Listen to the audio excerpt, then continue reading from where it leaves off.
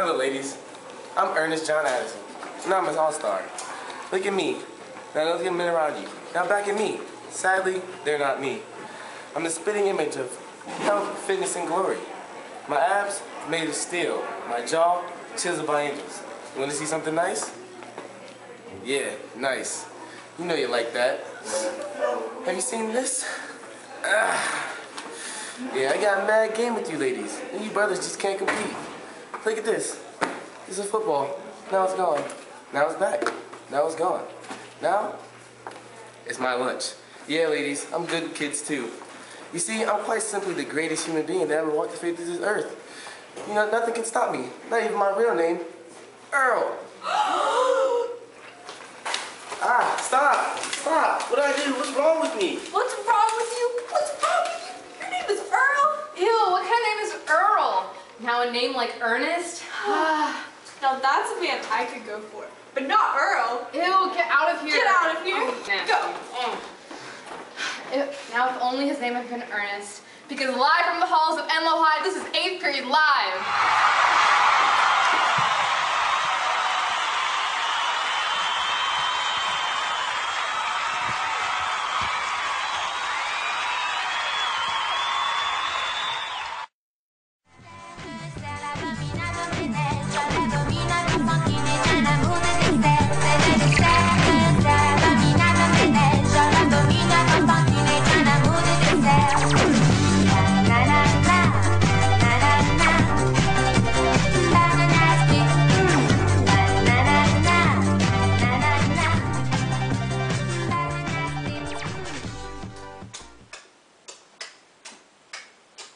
Greetings, Bernard.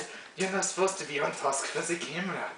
Bonjour, everyone. Welcome to Baby Bakery and our Thanksgiving special. I am your host, Brevon Bonjour. No, hey, don't forget me. I too am your host, Bernard Bonjour.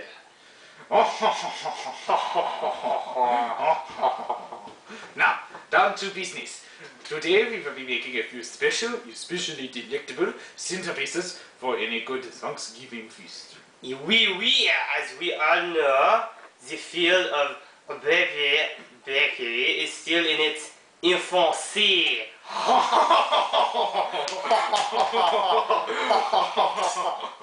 The field has only recently flourished due to the ingenious proposal that we all eat the babies of the poor by the magnificent Jonathan Swift.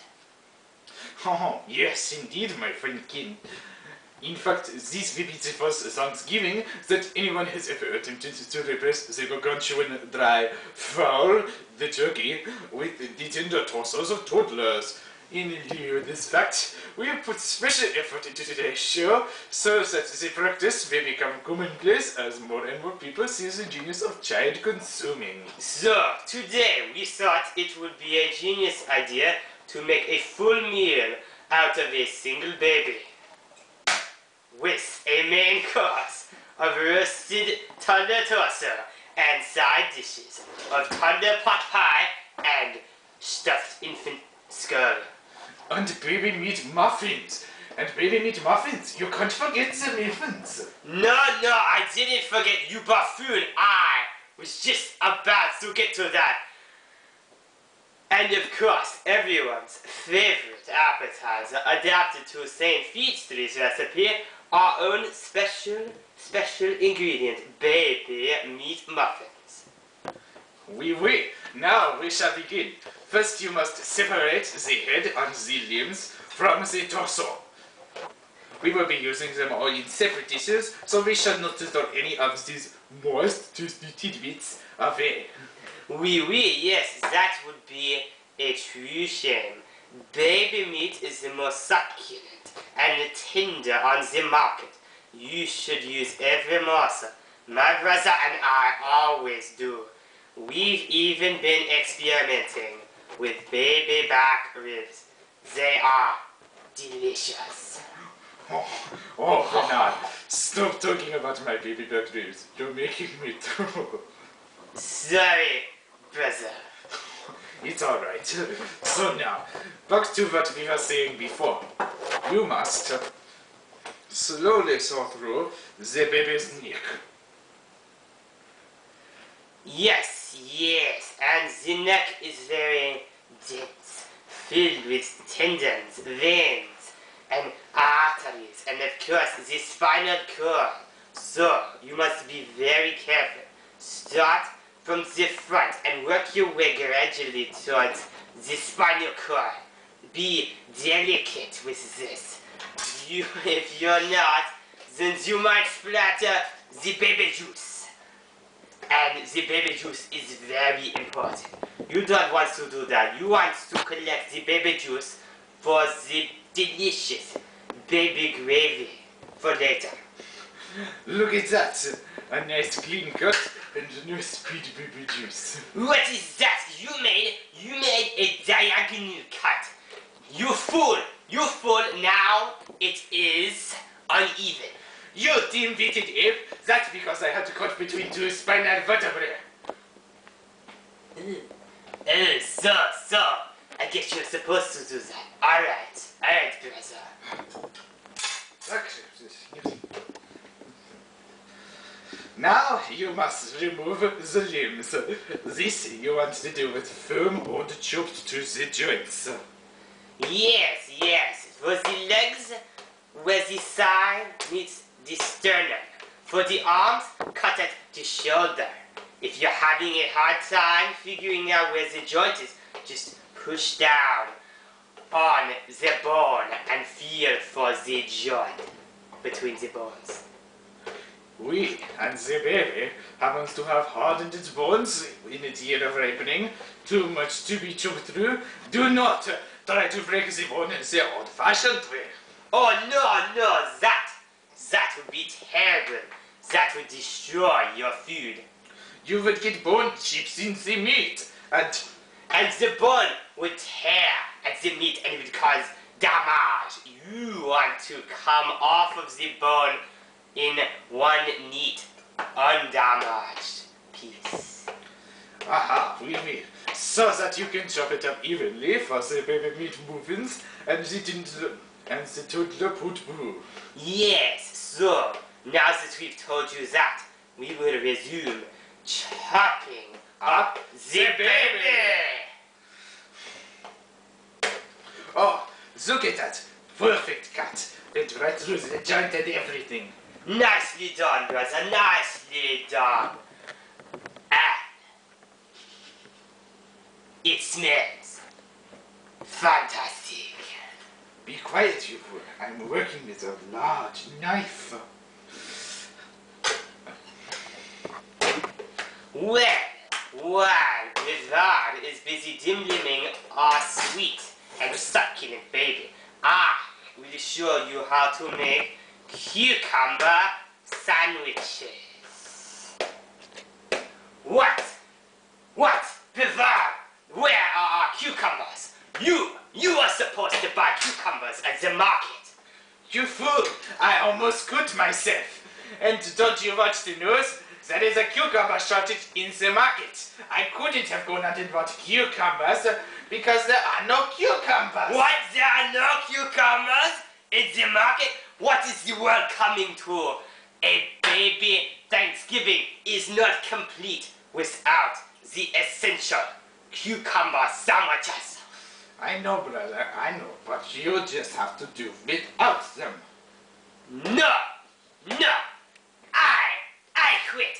I cannot work like this. First, you keep hitting me and insulting me and enraging me. I never did anything wrong and you just keep being horrible to me. Brother. No, I won't listen to you. You never listen to me.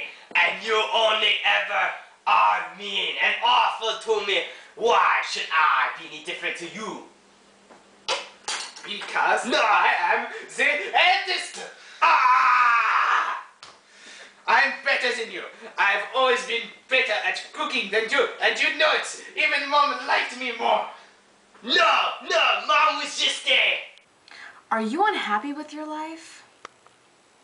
Have you resorted to lying to the people you love to get out of obligations?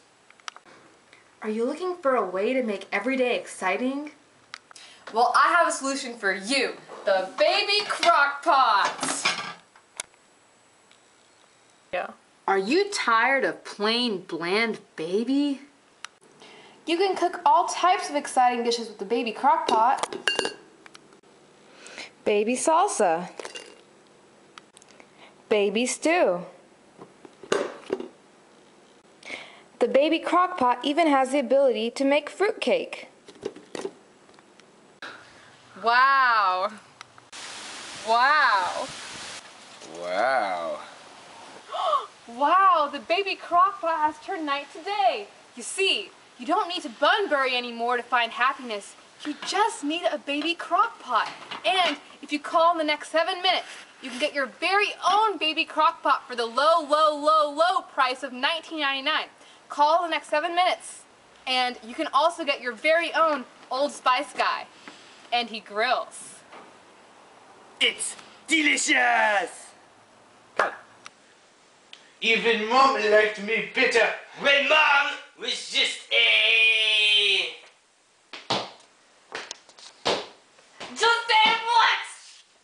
I mean, old woman, an old hag who told the two of you that men aren't allowed outside of the house don't know your place. No, Mom, you don't understand. It's not like this. Let me explain. Don't you lie to me. I raised you. I know when you're lying. You're both still angry at me for telling you the way things are. Well, Mom, you're wrong. You've just been telling us the way things used to be. But things are changing now. Men are getting rights. We are allowed outside of the sphere of influence. Don't you feed me that nonsense. The home is the proper sphere for a man. They aren't supposed to be allowed to be employed on television, professionals, or the like. It's not natural. You're supposed to be out doing manly things like staying in the kitchen or home and doing what your woman tells you to. It's downright indecent for you to be in here chopping food in front of who knows how many people. Mother, we are tired of you trying to oppress us. And if we want to be on a cooking show, we have the right to. And if we want to wear dresses, we can. What did you say? I said, if we want to go out and get jobs, we can. Oh, yes, that too.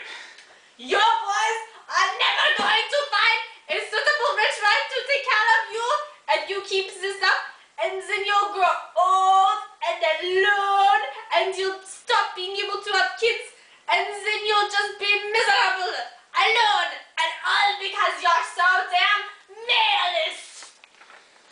Oh yeah? Well, I'd rather be called a manist and have rights and have a wife than have a wife who treats me like a doorstep and who makes me go around the house and sweep and cook and clean and act like a servant. Mama, we are people. We have ideas and thoughts and God-given rights, just like women do. You're never going to find wives. Leave, Mom! And all women become like their mothers. That is their tragedy. No men do. That is theirs. Fine. I can't convince you to act manly like you should, then fine. But don't expect any woman to be interested in marrying a man who doesn't act like a man is supposed to. Yeah, and I didn't expect to make it out alive after she barged in here. well, Vivan, now that we've survived that experience, I think we should have a hug, you know. Well, I guess. Oh, come here! Oh.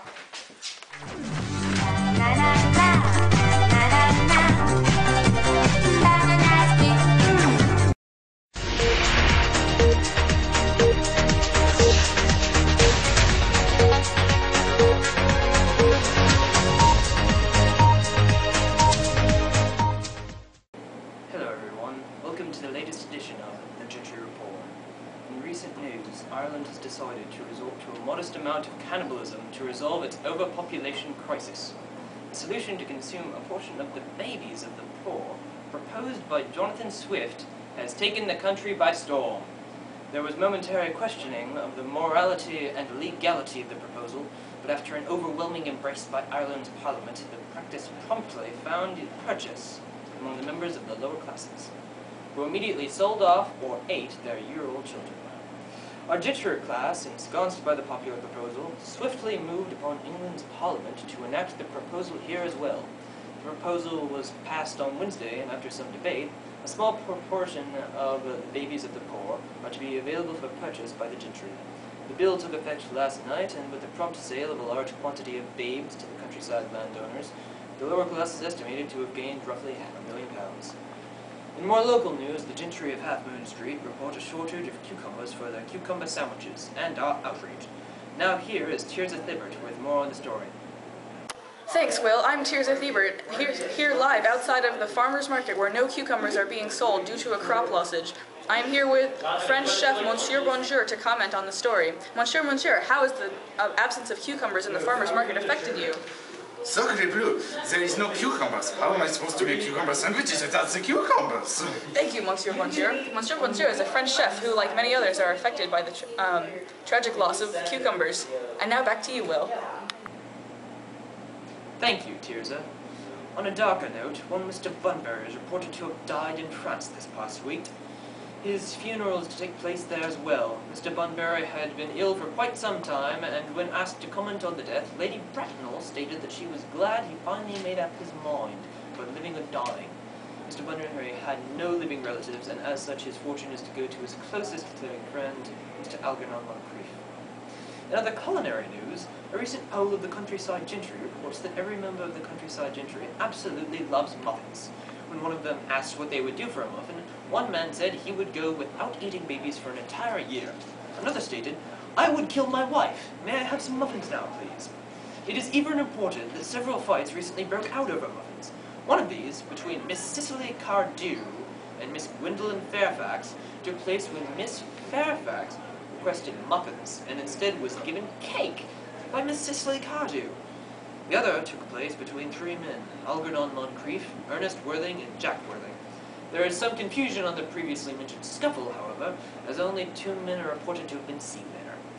On a more complicated note, a recent betrothal drama has emerged as two proposals have arisen and been denied until further notice.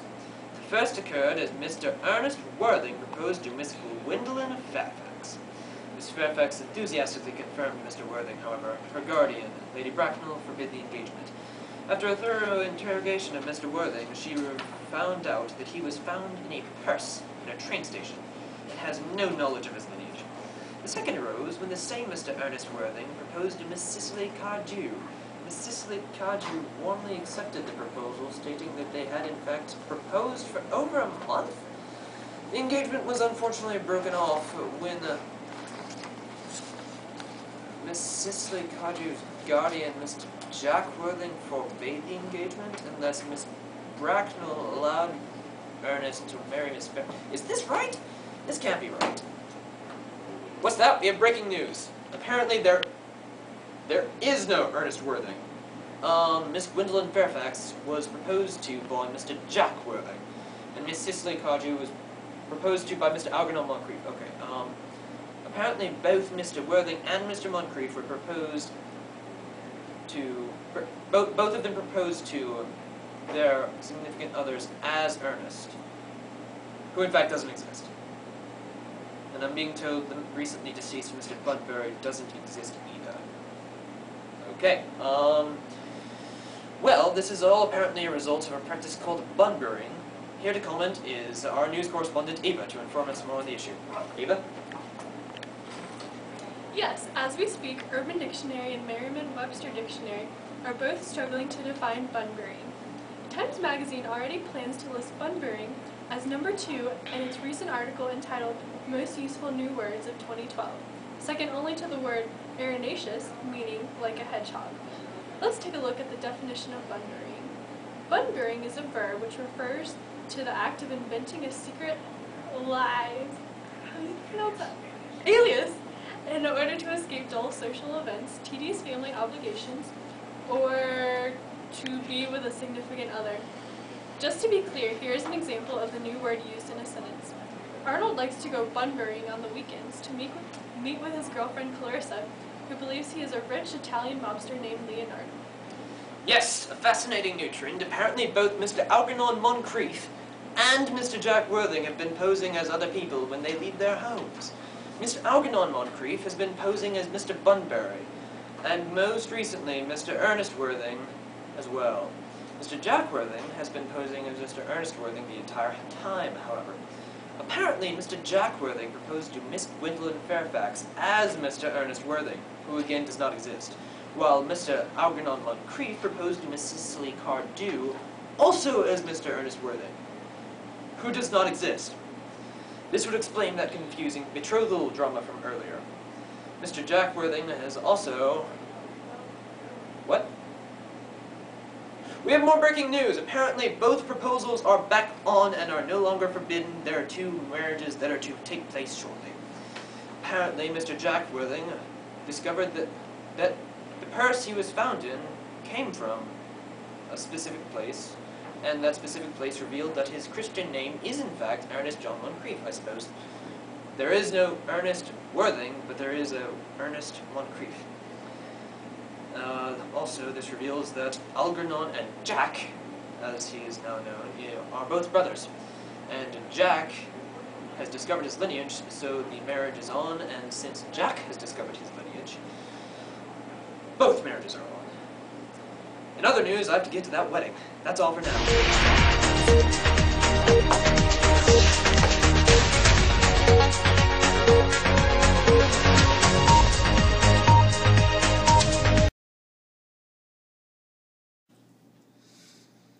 Are you sick of boring social engagements? Do you have hobbies you wouldn't want your family to know about? Have you ever wished you had an automatic excuse to get out of anything? Acme Company's Big Book of Bunbury names can help. Now you can quickly and easily choose a memorable and easily pronounceable name for your second identity. No more floundering when you're pressed for time or accidentally calling your Bunbury by another name. It's a foolproof solution available for a limited time for only just $9.99. If you call now, you'll get 2 free book covers so you never have to worry about the woman in your life finding out. Call there! The Big Book of Bunbury names has allowed me to live without the fear of my wife finding out that I'm a compulsive gambling addict who also enjoys the occasional whore. Thanks, Big Book of Bunbury names.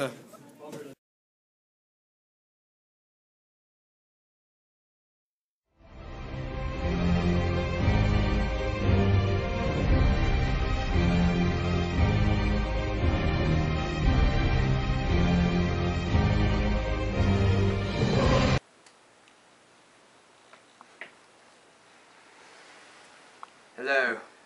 I am an officer of Her Majesty's Revenue and Customs Service. We have discovered the death of an aristocrat who has existed under the radar of our officers for his entire life. We have no official documentation of his birth, life, death, or most importantly, his wealth. We are now tracking down the criminal and seizing all assets necessary to meet his lifetime's worth of taxes to Her Majesty the Queen, in addition to the inheritance tax which is to be collected due to his recent demise. Local news services have reported him to be independently wealthy, and as such our analysts estimate we could gain as many as £2 million by hunting down and seizing Her Majesty's rightful cash. This is an important case, and due to this and the recent recession, our officers being evaluated on our performance in effectively and quickly seizing the capital in question. The deceased tax evader went by the name of Mr. Bunbury, and he is reported to have died in France. It is intended that he will be buried in France as well. All of his wealth, however, is still in Britain. His estate, which we have not yet located, is in the British countryside. The vast majority of his wealth is still inside the country, and we intend to seize as much as is necessary to pay his debt to Her Majesty the Queen. That's all for now. We're about to begin the hunt. We've centralized all conversations regarding Mr. Bunbury to this area. Our analysts have indicated his most likely wealth range, and given these two information sets, we've determined that his estate is most likely in this neighborhood. We are going to be questioning his former neighbors until we locate his estate, wherever it is. And when we find his estate, we are going to be making a full monetary evaluation of his assets. Once we determine how much his estate is worth, we will be seizing as much of his assets as is necessary to pay his debt to society and Her Majesty the Queen. However, it is imperative that while I am interrogating the neighbors as to the location of Mr. Bunbury's estate, that they do not discover my purpose or my identity. If they discover I am working for the HMRC, then it's possible they will try to deceive me as to the location of Mr. Bunbury's estate. And this cannot happen. So, to prevent this, I shall be assuming false identities. What's your first identity? Earnest. No, but that's your real name. No, it's not. No, but you told me. I remember meeting you. You told me your name was Ernest. No, I didn't. Huzzah! We're here! But you said... Shh, I'm busy. Hello, ladies. We're not How can I help ladies.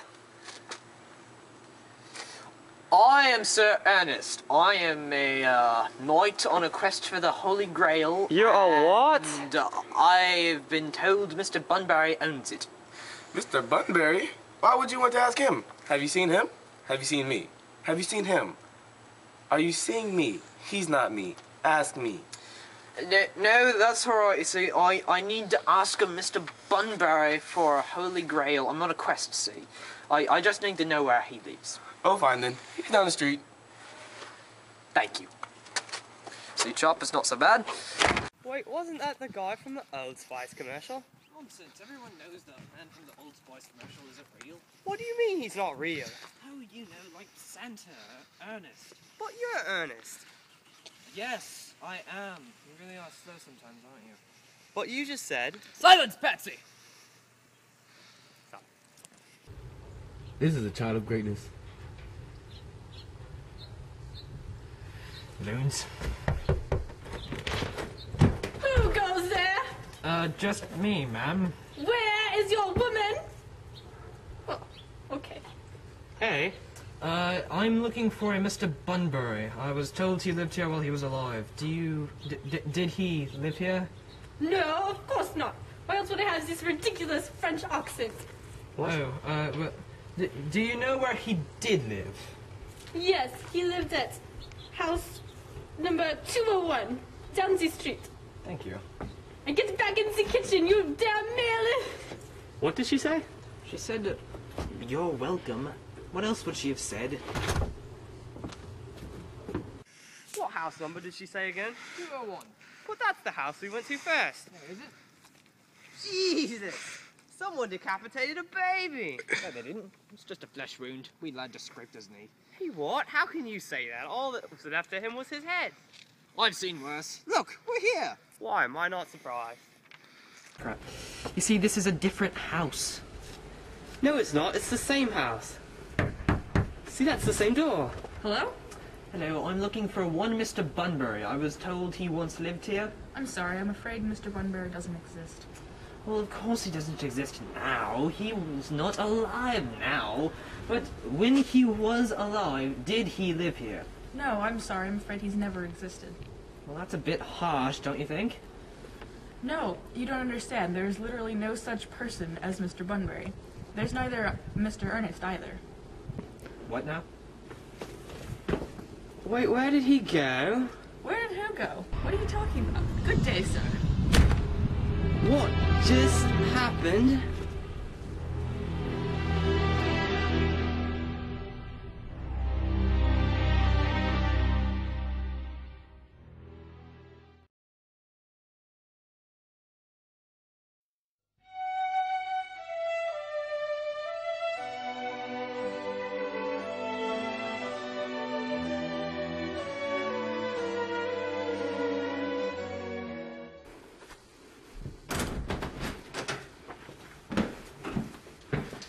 Oh, this is nice.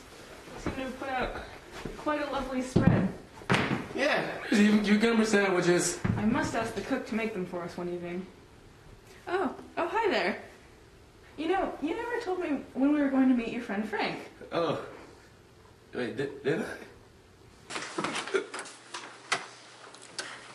Alright, we have 2 hours to get to the real party. Who's hosting this one? I don't know. Does it really matter? It's just gonna be the girl who thinks that she's all that. She probably won't even notice we're here. Yeah. Oh wait, here she comes! This way! I can't believe I'm forced to marry that hoity-toity wench of a girl. Is she really that bad? She's uppity, snooty, and only cares about her dresses. If only they'd let me marry Ernestine. Ernestine? The barmaid over at Enloe? Shh, don't tell anybody. Before they force me to marry her, I'm gonna run away with Ernestine. Oh my God. Oh, Bernard, I like your new outfit. It suits you perfectly. Well, now that Mom is gone, I can express myself. Oh, how nice it is to be at a party instead of cooking the food for it. I like cooking food. So do I, but do you like cleaning up the kitchen afterward? Oh, look, they have muffins. Muffins! Muffins!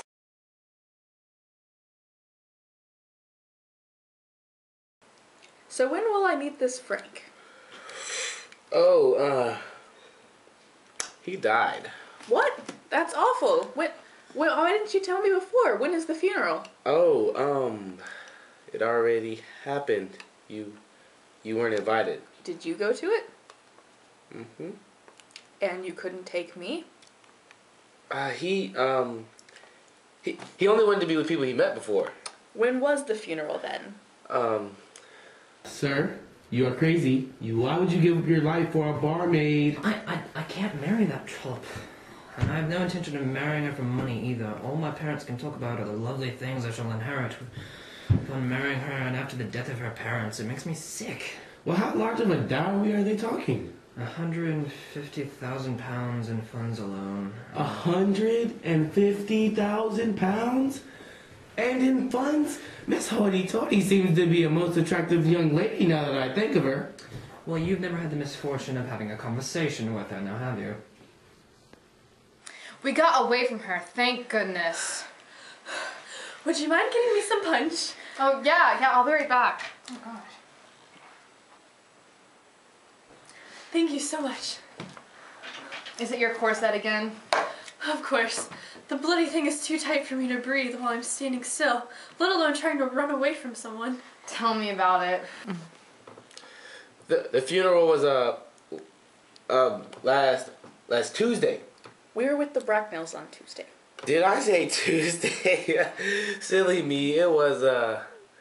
Why are you lying to me? I'm not lying to you. What makes you think I'm lying? I just forgot to tell you. Fred died. His name was Frank. Oh. What terrible things has she said to make you hate her so? She does not believe in helping poor people. Even at Christmas, she stops fussing at her servants. She never stops fussing at her servants, I'm sorry. I can't believe I got that far from the truth. She never stops fussing at her servants, even for the smallest of things, and worst of all, she insulted my Ernestine. How does she know you're Ernestine? I mean, you didn't even take her to the bar. No proper maiden can keep being polite in that place. No, but the topic of bars came up in our conversation, and you may guess what she said. She hates barmaids and believes that the profession should be abolished, I bet. She hates barmaids and... oh yeah. I'm beginning to think it's not worth it to look this thin. I know. Hey, did you hear about that American woman whose skirt's caught on fire? It's so crazy. Ugh. How dreadful. I know. Women take so much effort into looking good. Sometimes I wish I was a man.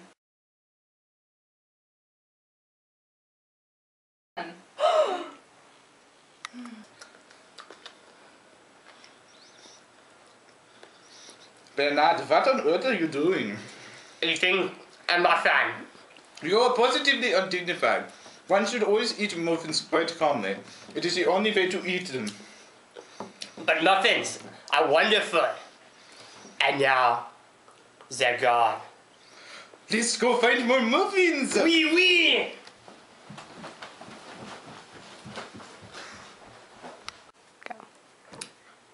you have a fake friend named Frank?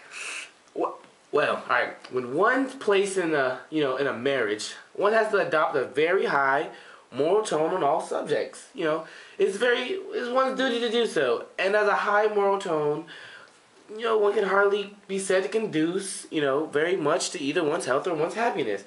I pretended to have a friend named Frank, so I could get, I can go out by myself when I wanted. Then you started asking questions, and I panicked. You killed off your fake friend because I asked to see him twice? If you're so against marrying her, why don't you tell her and call out the way? Ernestine, why on earth would you want to be a man? Well, think about all the things that men can do that women can't. Like go to a bar or sing songs. Or fish, or go hunting. Or get a real job. Where are the muffins? Where are the muffins? No. Where are they? Not done yet. They were right by the door before. No, we already looked there. What? This time we shall split up. Good idea, you go that way. Why do you always take the easy way out? What? When your golf clubs are dented, you don't repair them, you just buy new ones.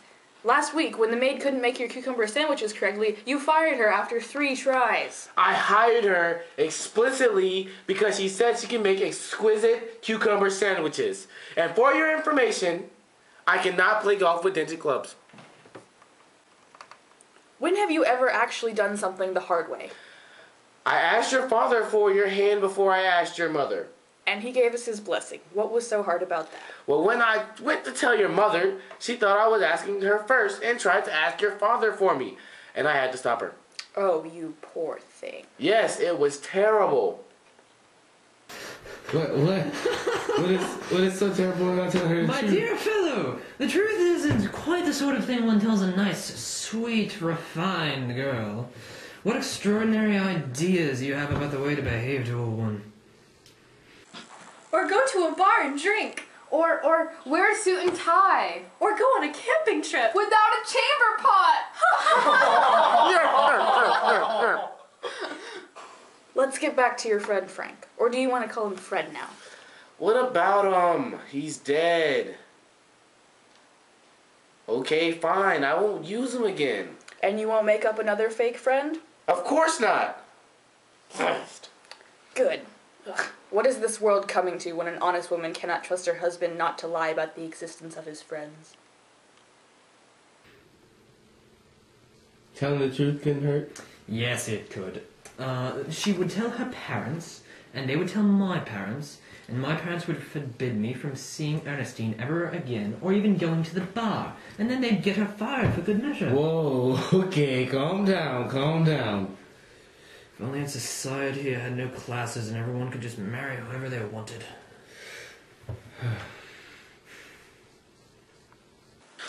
Or say naughty words.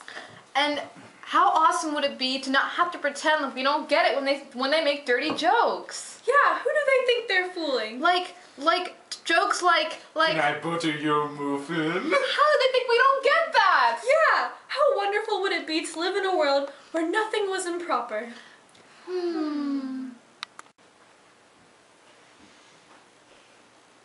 Did you find them? Nah. Don't give up hope. Let's go around the room one more time. Nah, you'll never find them. I surrender. What is the world coming to when something as wonderful as a muffin can be given and taken away at a moment's notice?